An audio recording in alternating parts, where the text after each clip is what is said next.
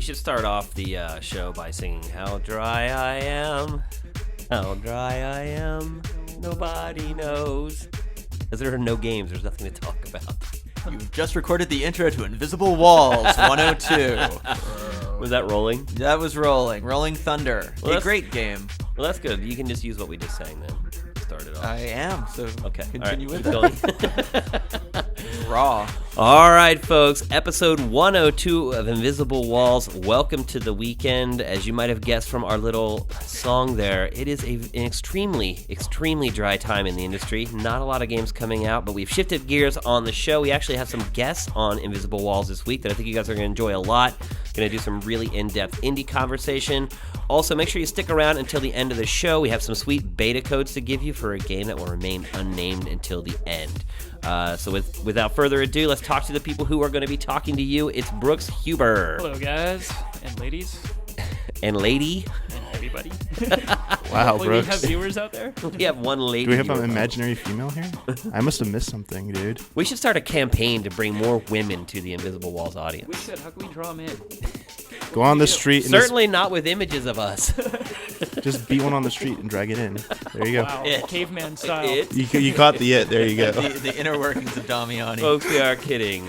And now that you know Yes. that, Mike Damiani is also on the show. Hey, everyone. And Ryan Stevens doing double duty. He's actually mixing audio today, and he's on the show. So if he's yelling, you know why. What?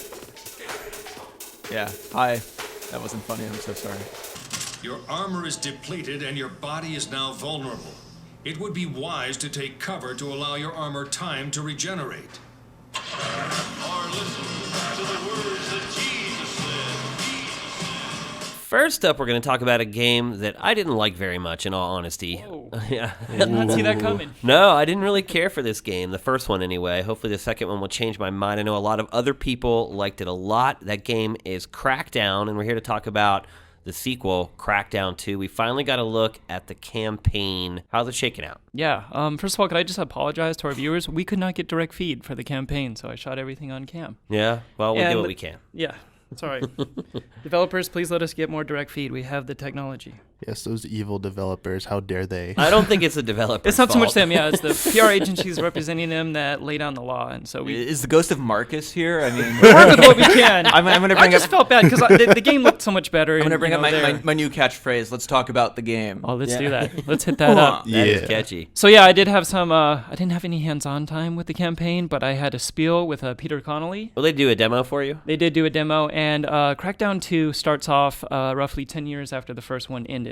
And the campaign is all about this infected virus that's going around. It's kind of like that movie with Will Smith. I Am Legend. I Am Legend. Yeah, these people are running no Will rampant on the Smith. streets. There's no Will Smith, no. But the agency Well, at is least it's back not in full Hancock. force. Yeah. Oh, dear Lord. Wow. Yeah, well, the agency is back in full force, and you still have that clever announcer guy who's providing commentary for all your actions. And what the team did now with Crackdown 2 is, in the beginning, they really wanted to give you like a hands-on-rails kind of like walkthrough of the game, so they didn't want you to have immediate access to the city, what I'm trying to say. And so the tutorial lasts a little while, and it's pretty much in fixed corridors, but everything you remember about Crackdown is in Crackdown 2. The mission structure, now it's co-op, 4-player co-op. You're still going and finding like supposed like lieutenants and leaders of the gangs. But what happens in Crackdown 2 at nighttime is that those people that are all infected start coming up to the street level, and you have to deal with that. Are on the they spot. chuds? They're variants of all kinds of zombies. They're big, little, what have you. And what you actually have to do, the underlying goal from what Peter Connolly said is that you go underground to these layers. Think of like big old beehives or something where they commune. And you need to set off these like light mass bombs that eradicate them underground. And that's their way of cleaning up the city. Now, So- my issue with the first Crackdown, it reminded me a lot of Just Cause 2. Fun to screw around in, actually playing the game, didn't give a shit. I thought the first Crackdown was a little innovative for its time. It did give you a whole open-ended city with those like superhuman powers. And then the fact that I had co-op really gave people like a bigger incentive to want to get through it. And But the visual the style. co-op wasn't really planned. It's just like you can play with someone else. There's nothing real development around it. Have they said if the co-op's it's 4-player now? It's 4-player co-op now, and people don't have to stick together. In fact, you could be at 4 different places on the map entirely, and you could work together. It encourages you to work together if Oh, that's you can. good. Some development. Yeah. But muscle if put you in wanted there. to just go off and do your own thing, you certainly could do that too, and just stay on communication with your pals. I kind of agree with Shane. I was not the biggest Crackdown fan. I mean, the Xbox 360 was still kind of young. Mm-hmm. I know you got the Halo multiplayer beta invite. I mean, if that's you why got that it. game sold. It's because you got Well, the Halo beta. I think it was no. misguided for them to greenlight a sequel. The one thing I liked about Crackdown, and when you talk to the big Crackdown fans, it was the agility orbs. Right. Yeah. And it was really cool how it fed into you get them, they let you jump higher so you can get more of them. It's kind of like my problem with crack cocaine. But I'm just curious. I saw in your walkthrough there's kind Not of a like problem, a Ryan. new orb that kind of like you chase, and they're still They're still the stationary addressing orbs. that the orbs were a thumbs up. Yeah, within he says Crackdown. they are the crack of Crackdown. So basically, all those orbs return, and now there's Renegade, Rogue that try to run away from you, and give you a little like a race mission, if you will, to chase them down and track them. So that's kind of new. But my biggest concern with the game right now is that they pretty much recycled the city. And he said, the streets are all, if you know the streets, everything's going to feel very common, but the buildings, after 10 years and all this destruction, have decayed, worn out, and so the atmosphere doesn't feel the same, but it's still taking place in that same city. So I don't know how new or fresh the game could ultimately feel because of that. So they're really relying heavily on gameplay mechanics. Anything nifty with the vehicles? I saw like a helicopter towing a car or something. They're taken to the air a little bit more, but when Crackdown 1 is mostly just how high can you go by jumping. Now they do have helicopters, and they do have this thing called the flight suit, where But doesn't that ruin the whole purpose of jumping if you can just take a helicopter as high as you want to go? helicopter gets unlocked later on in the game. So I guess once you reach a certain level with your agility orbs. I want to go back to those creatures you were talking about that come up from the ground. The infected? Did you get to see anything about them? I'm supposing that there's a day-night cycle since you said they come out at night. Is There's it a real day and night time or cycle. okay? Yeah, it happens in real time. And So what happens to these creatures if they're caught above ground during the day? the like, best way to blow destroy up or them something? underground is through weapons that adhere to light. Okay. So there's like a light shotgun or, like a light blower or something that eradicates them downtown, and then they kind of melt away as if like a zombie were to be in the sun. Okay, that sounds cool. Yeah. Does it? Sounds like a cop out to me. The zombies blowing up, and I'm thinking about the visuals. The mechanic sounds kind of. That's Yeah. lame. everyone's done that, but I just want to see some like zombie type things blowing up and stuff. Damiani, Yeah. I'm assuming you played Boktai. The sun is in your hand. Oh yeah. And I don't know, And- dragging the casket into the sun was cool. Actually, being in the real Once. sunlight while I'm holding my Game Boy Advance wasn't so cool. Well, yeah, because you couldn't see anything on the screen. Yeah. Also, I hate the sun, and I will blow it up one day. But I do kind of like that mechanic. Or if you ever played Well, it breaks Legacy of Kain, Yeah. where you had to kill the vampires in a way that it kills a vampire, was kind of cool. Brooks, any reason after what you saw that people should be more excited than they already were for Crackdown 2? Certainly not more excited. If you really loved the first one, I almost want to go back to the first one instead of just playing the second one.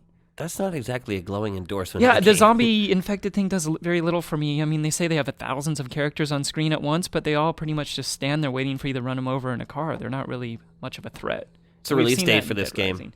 This release date is in May. May. No, so that's coming up actually, soon. excuse me, I take that back. It's July 7th. Getting things a little crossed. They are going to release a demo at some point. No word on that. Four-player co-op kind of has me sold on at least wanting to get into it. 16-player multiplayer with a battle deathmatch. But yeah, ultimately, it just seems like a very recycled shred of what they've already done. The monsters are always with us.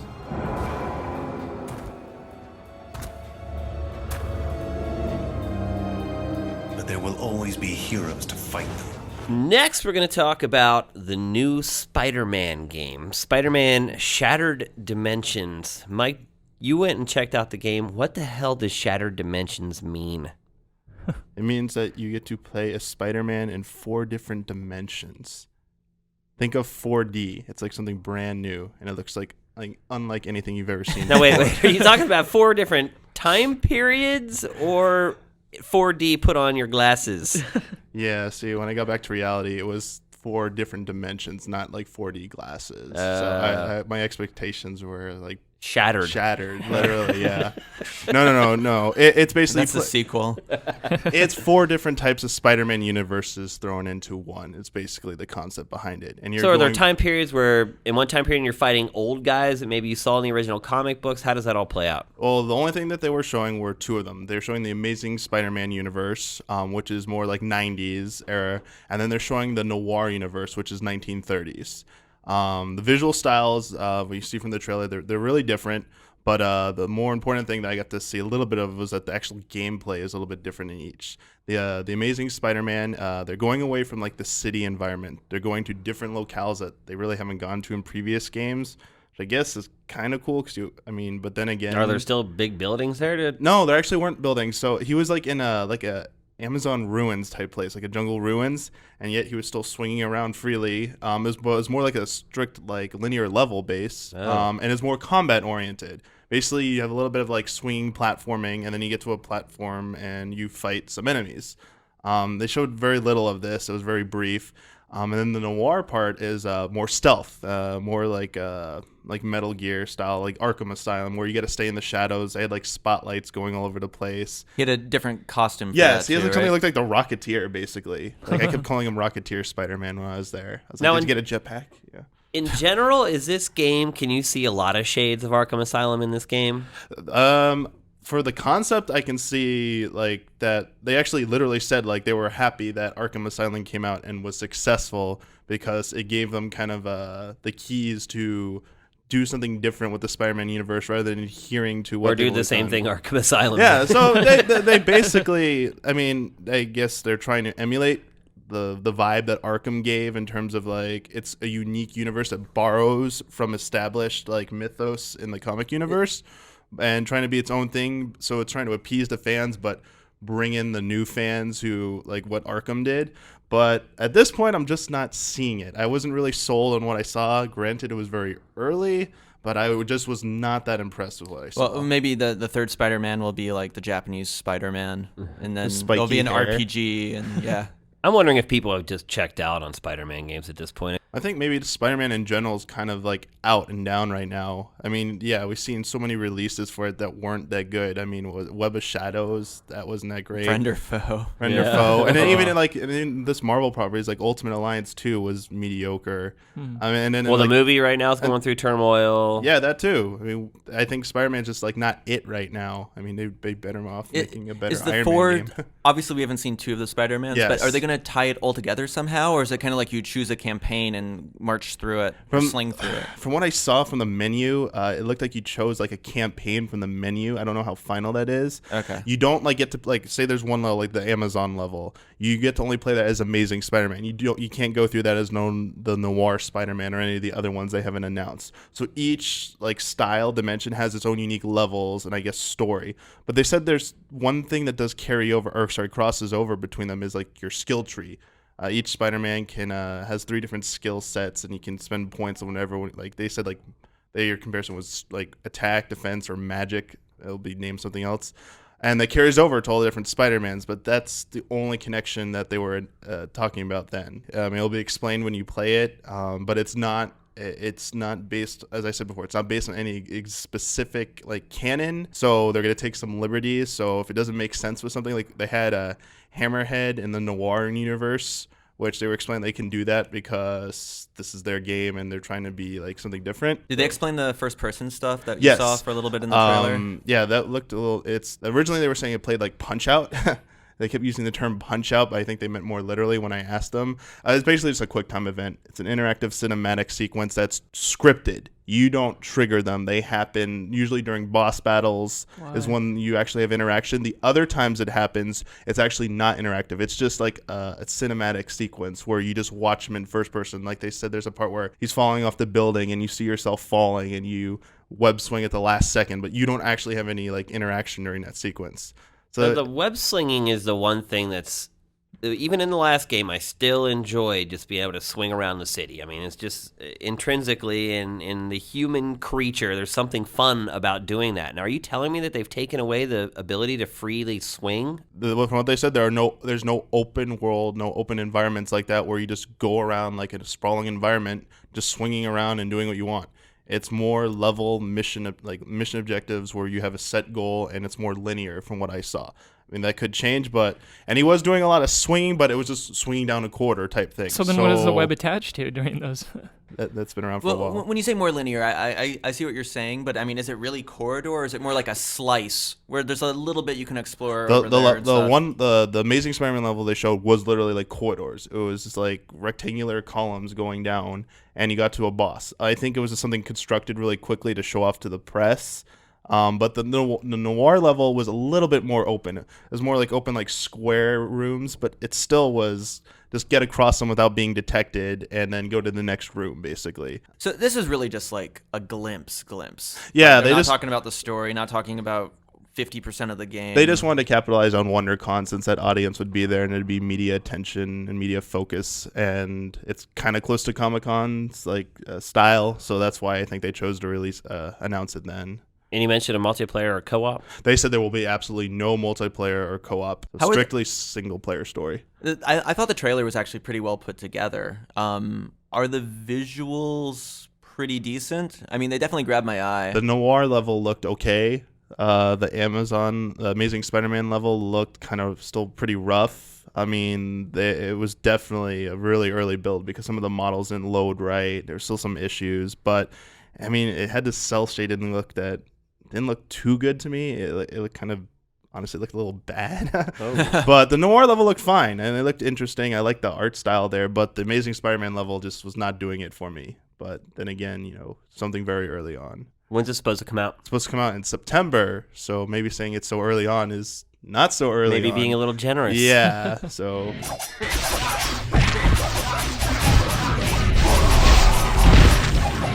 Next, we're going to shift gears a little bit. This past week, we've been talking about indie games, and quite honestly, there's a lot of really creative games hitting Xbox Live Marketplace and PSN these days, and it kind of raised the question of why aren't more of these interesting concepts making their way to the blockbuster games that get the $50 million budgets and the huge marketing budgets.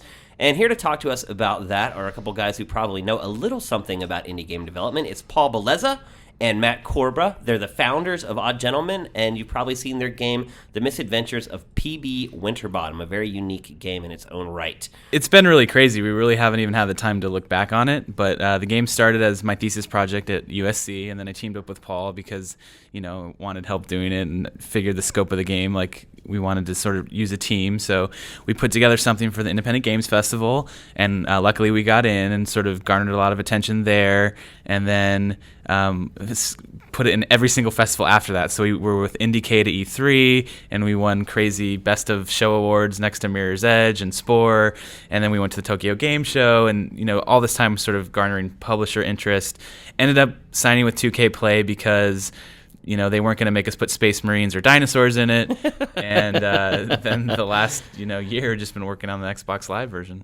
Now, how did that all work? Were you guys paying out of your own pockets to go to these festivals? Did you guys have some kind of financial backers that helped you with this stuff? Or was it really you guys just going out on a limb and doing it all on your own? It was all on our own. Yeah. Student loan money left over, really, just racking up my credit card. But it's also not that expensive to submit to a lot of these festivals because they know that, most of the kids making these games don't have bajillions of dollars. So I think the most we paid was probably like $100 to submit something.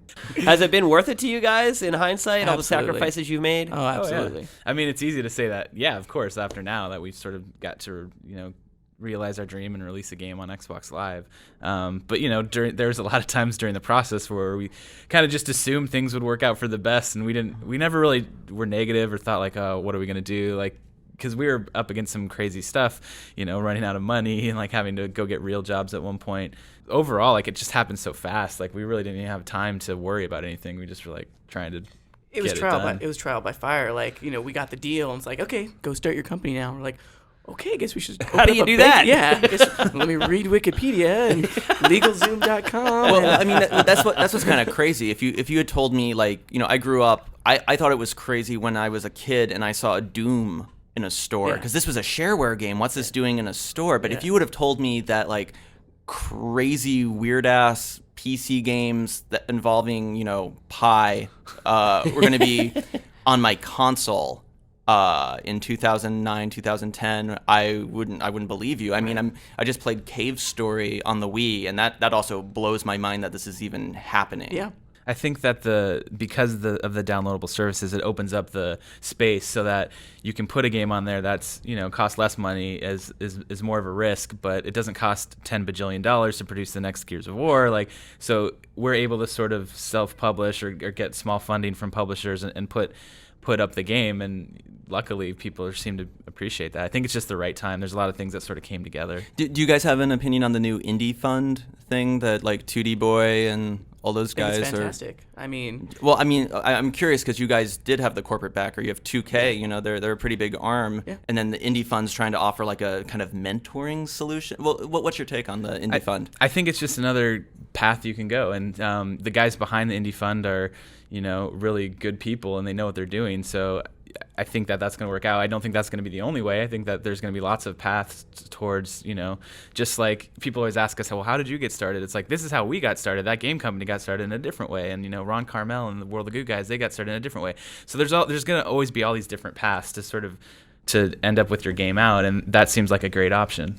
I also think from like just a production point of view, working with a publisher, you're on a milestone schedule. It's a little less flexible when you're actually locked into something. How do you like that so far, guys? It was, actually 2K was pretty decent with us about that kind of stuff. Like we worked together, not so much with other publishers. So I hear, just when you got money on the line and a legal contract, like, they stick to the letter of the law. With the indie fund, like they know that like, you don't plan a project from the very beginning and go, hey, over the next 13 months, I'm going to deliver this on this date, this on this date. It's more of organic, like, hey, let's check in. They want to make a process like that, which I think is awesome. You know what I mean? It's much more like iteration, turning in drafts of something as opposed to this week we turned in X amount of levels. You never know how many levels you're going to make on day one. You know what I mean? So it's I think it's an interesting new way to handle development. So it's super cool. Did they ever try to step in and offer suggestions or say, what would be great here? Of if course. we could just go ahead and throw a big gun. Did you have a 2K producer? We did. He was pretty cool. He threw in his 2 cents here and there, and We never got anything ridiculous though. Yeah, Like it was the reason we signed with them in the first place is because they sort of gave us the creative green light right away, and like they never really came at us with like, okay, well now you guys should make the game using 3D TVs because that's the next big thing, or like make sure there's a Facebook app. They had suggestions that we either took or didn't take, but nothing like ridiculous. Like it was always for the benefit of like what would make a good game. Now, there are a lot of people watching or listening to this right now, and they're like, okay, that's great, you guys got signed, but a lot of people are concerned about the bottom line. So without giving up any information you guys can't divulge, has it worked out for you guys? Have you guys ultimately made money on your game? Another thing is that, Xbox Live and PSN don't really release sales numbers for any of these games. We get NPD reports for the other stuff. Yeah, I mean, that everything's clouded in a cloud of secrecy. But we were on the top downloads for the bunch of weeks when it was out, and for us, like we're gonna make our next game and work on our next IP. So yeah, it's worked out great so far. So yeah, I wish there was a lot less secrecy as a whole across the whole industry. Do you read the Major Nelson unique user stuff and try to induce what's happening there with the unique users? Sometimes, yeah. And there's the VG like charts and all that stuff, and with the Z at the end. Yeah. So I mean, and also like we're friends with people. We can sort of sometimes ask them like, well, how's this doing? But it's really hard to like really get solid information about any of that stuff. Now, your game's a bit of an anomaly in that some of the mechanics in your game actually did end up in kind of a blockbuster game. In the new Ratchet and Clank, there's a huge cloning component to the game. And in all honesty, I thought that was probably the best part of that game. Why do you think that we don't see more of that sort of big blockbuster games borrowing ideas from the more creative, innovative indie games? I think the biggest reason is just because this whole indie game movement is so new. Like, really, what was it, like 2008 when we started seeing Braid and Castle Crashers sort of like come out? I think that you are going to see a lot of stuff, bigger games borrowing, components. I'm interested to see like if the new Prince of Persia like borrows anything from Winterbottom or Braid. And I think any of these other innovative games that are coming out, like you're going to see, I think you'll see little modules in these bigger blockbuster games that they have a section that's kind of like this if it fits. Like, maybe God of War will have something that's similar to I don't know, like a section in Flower. Maybe like Kratos has to relax or something. But I think That would you, be awesome. I think you will see it. It's just sort of new, and especially if there was an indie game that did really well, like people are gonna be looking at that and be like, oh, that's cool. Like, But how would does we that- know? Yeah. If it Well, did then, well. then Valve buys them and turns it into the next Portal. Right. Yeah. Yeah. Now, have you had any sort of colleagues reach out to you guys and talk to you about the stuff that you've done and maybe them incorporating it into their games without saying names, obviously, if you don't Well, have to. we used to, have our sort of blog and all that stuff's been redone on the professional project. But when we were on the student side, like we had a more open sort of forum and blog that we had to shut down because too much porn was getting posted there.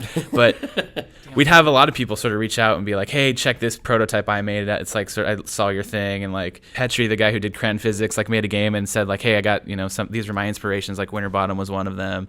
The guys that did Time Donkey, like sort of like, hey, yeah, we saw that. And like we did this with it. So yeah, I mean, we've had a lot of that. Is there any rivalry between you guys and Joe Blow from Braid? No, actually, I had started working on it before Braid, and then Braid came out. Or we You saw. shake your fist a little bit though. Oh, I mean, we saw Braid in 2006 at the GDC, and we stopped working on Winterbottom. But then I decided like it was different enough. I Wait, wanted seriously? to do it anyway. Yeah. Wow. Okay. And so I stopped working on it, and then Why? But just because it was 2D at the time, there wasn't even a lot of puzzle platformers. But there's this game, and it was 2D. It was a puzzle platformer, and it had to deal with time. And although the actual mechanics and the theme and everything else is going to be very different, just that much, I worked on another project because this is when I was still in school. And then when I decided I was going to do it for my thesis project, we need an external advisor. So I actually asked John Blow, and he agreed. Oh. So he actually was the thesis advisor on the student game. So there wasn't really a rivalry or anything. How do you guys feel about the lack of marketing budgets for your games?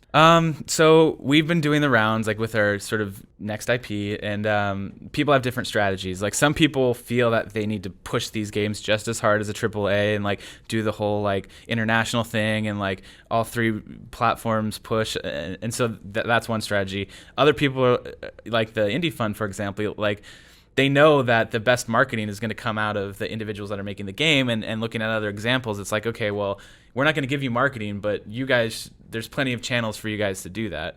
So everyone has their different strategies. Some people are going to put a whole bunch of money behind it and hope that sort of like brings it up to sales levels of, bigger budgeted games, and others are going to sort of look at the team and be like, okay, you guys market it, we'll help you out. Like there's plenty of tools now that you really don't need a huge budget. Do you think that because there hasn't been that one mega hit that has deterred the publishers from really incorporating new ideas, and so we have these sequels that maybe have one little twist to something that we've already played through 2 years earlier? No, I think that actually publishers are looking at the successes of games like Castle Crashers, Braid, and everything else that's doing well, and they're thinking like, how do we do that? And so the scary thing for us is you're seeing big players get into this space and try to do a little innovative indie style game, but it's done by like a corporate huge team. Any opinions on Shadow Complex? So I love Shadow Complex, but I also at the same time was very scared when Shadow Complex came out, because it was like, okay, this is what people are going to think is a $15 game now, and this game is huge, it's in 3D, it's got like... Nolan North? You were hitting on me. I'd have said anything. Yeah, it's got like voice. ridiculous, 3D technology graphics behind it, and it's the size of like Metroid. And so when we saw that, it was both awesome and at the same time like, okay, well, how are we going to stand out now when people are, this is what they're expecting. So hopefully, and there is like a market for both types, because all the big guys are coming to XBLA now. Like, again, like we have a smaller company, you have to be like, okay, well, how can we stick out? It's always going to be, what can we do that's innovative and what can we do that's different? But it's also going to be like, okay, well, how do we make sure our production values are still high and that we can still like compete in the same space? What is it like being expected to put out something that blows people's minds every time? Well, luckily we're pretty strange dudes, so like coming up with something like crazy and implementing something ridiculous is what we do. That's why we started the company, because nobody else was doing this sort of thing that we wanted to do.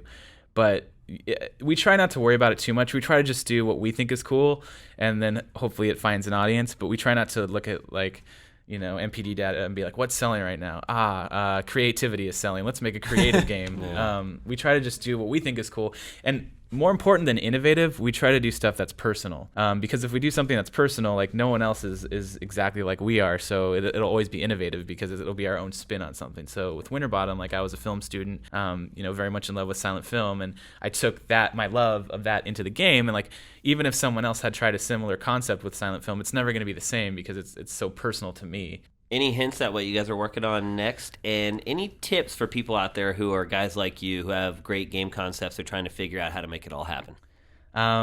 Sure. I can't really give any tips on what we're working on next because it's so new. It's just... Is it a game? It is a game. It is... If you see it, it'll be like I understand like the Odd Gentleman sort of brand or like how this works. It's not a puzzle game. But it's just as sort of innovative and wacky. It'll be in color, too. Okay. Yeah, we'll say that. As far as advice goes, and I think Paul and I would probably have different advice. For me, it's just like when I started, I couldn't code. Like I could do art, but I had to teach myself to code, and we did the game in Flash because that's what we sort of knew. It's like just get started. I think a lot in school, people are like, I need an engineer. I can't do this without, especially at a design school. Like I need a team, or I can't prototype this unless I have the music. It's like no, you can. And if it's not fun with basic sort of paper prototyping or basic black boxes jumping around, there's no point in adding all that extra crap to it. So there's no reason not to start. There's plenty of tools that are out, and you just have to do it. Like I had no idea what I was doing when I started Winterbottom. I literally was reading forums on how to make a platformer in Flash, then I learned what an array was, and I was like, okay, just start. Like there's nothing holding anyone back from starting to make a game if they want to. And once you kind of feel that you have something, get it out there. Apply to every festival that you can. Polish the hell out of it and show it. I mean, that's the only way you're gonna make it happen, whether you self-publish it or try to get it out there to get a deal. I mean, you just have to pick a date and shoot to release something, and work for us. All right. Well, Paul and Matt, thank you so much for stopping by. Can't wait to see what you're working on next. Everybody, you should definitely check out their game that's already out there, The Misadventures of PB Winterbottom. Really innovative, really fun. Thanks for stopping by, guys. Really appreciate it. Thank you. Yeah, thanks.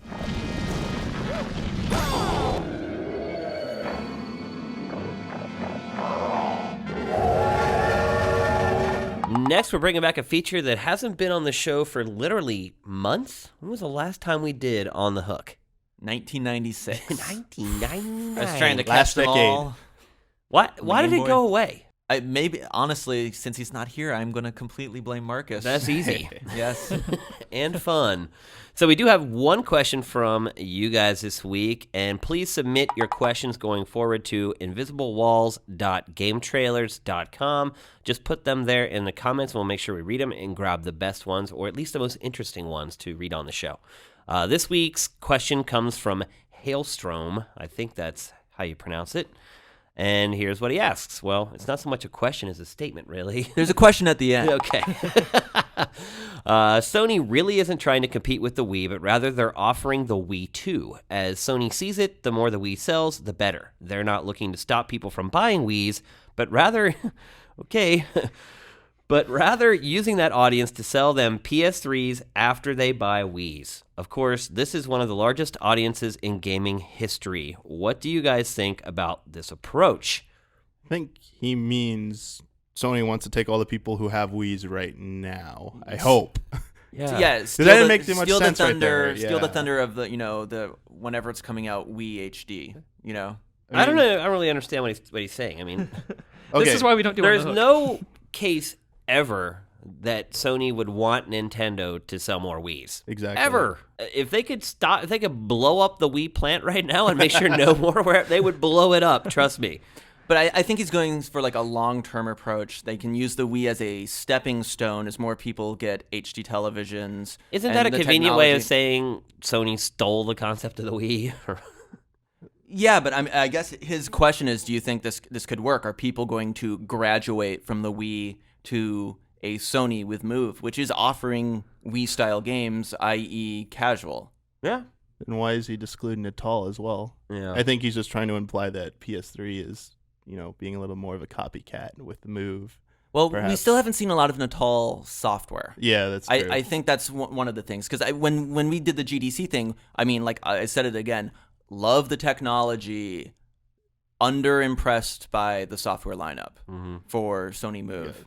See, I mean, what I see from this is that, I mean, with Sony, I mean, obviously they're blatantly ripping off Nintendo.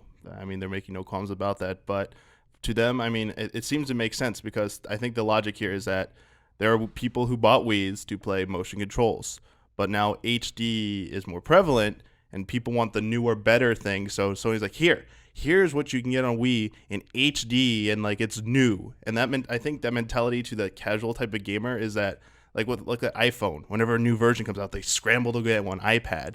I think they're trying to capitalize on that mentality with that approach, where people who have Wii's like, here's the next version of Wii, come buy it right now. I'm trying to beat Nintendo to the punch. Well, I think this question is giving Sony way too much credit. It's saying, Sony, this is all part of Sony's master plan. They wanted the Wii to do well so they could get it in homes as a Trojan horse so they could sell their motion. That's not the case. Yeah, this is a reactionary Exactly. move by Sony because they and Microsoft were getting their butts whipped by motion controls. I mean, this isn't some part of an elaborate scheme that Sony had from the beginning, and there's no way that that Sony doesn't care that people buy more Wiis. They want the Wii to stop selling and people to start picking up their motion controller whenever it releases. So, but when you're so far down, yeah, like you said, I don't disagree. If they could blow up the Wii factory, they would.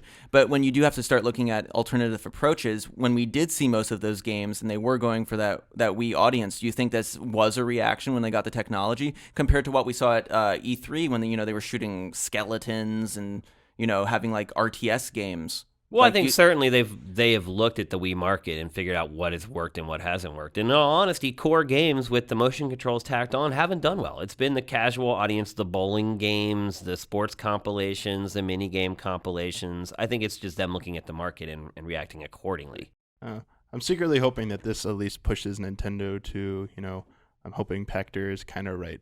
Here. I would like, I mean, at this point, I know the old adage is that, graphics don't make the game. Graphics are the least important. But at this point, it's like with Nintendo with the SD graphics. I mean, some companies try, but it seems like at points they're not even trying anymore. It's like they can get away with it because like it's SD. This is how it's going to look. I mean, I don't want to say the word. I mean, I no, say it, Mike. Say the word. I don't want to say it lazy, that bad word there. But at this point, I mean, in 2006, I think it was acceptable with how, the North America, with how HD was in the market. At this point, I don't see why it can't be that. It doesn't make the game, but it's like, it's something that it should have, I think, at this point. And it's really odd that Nintendo's last trailers for Metroid and Mario Galaxy delivered to us 720p in-game graphics. We all know the Dolphin emulator can do 720p. Oh, yeah. So I think it's just the Wii graphics card can't do it. Their games are developed to run at like in HD. I mean, how else do they get those trailers for some of the gameplay stuff?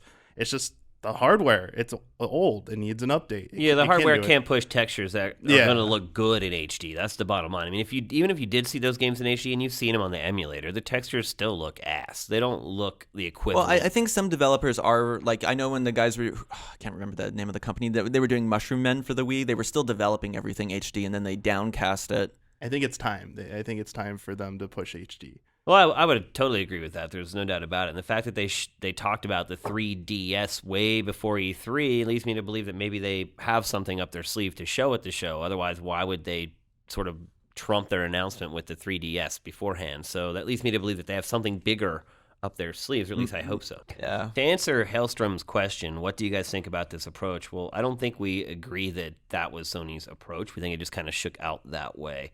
But I think we offered plenty of commentary. Oh, yeah. Colorful commentary. Yeah.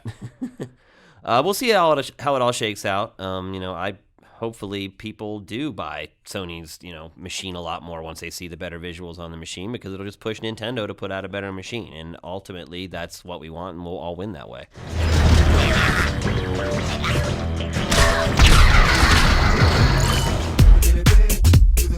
All right, that'll do it for episode 102. Now we're going to give you guys the beta codes. If you guys want to get in on the Lost Planet 2 multiplayer beta a good 2 weeks before it's released to everybody else, just go to invisiblewalls.gametrailers.com. In the comments there, make sure you mention that you want a beta code, and then tell us which platform you want it for, either the 360 or the PlayStation 3, and we'll get one out to you. Looks like we're going to have enough. Enough. Yeah, well, 100. We should have plenty for you guys, so make sure you go on over there and submit your request, and we'll get one out to you. Also, lots of fans of the tester on the Invisible Walls message board last week.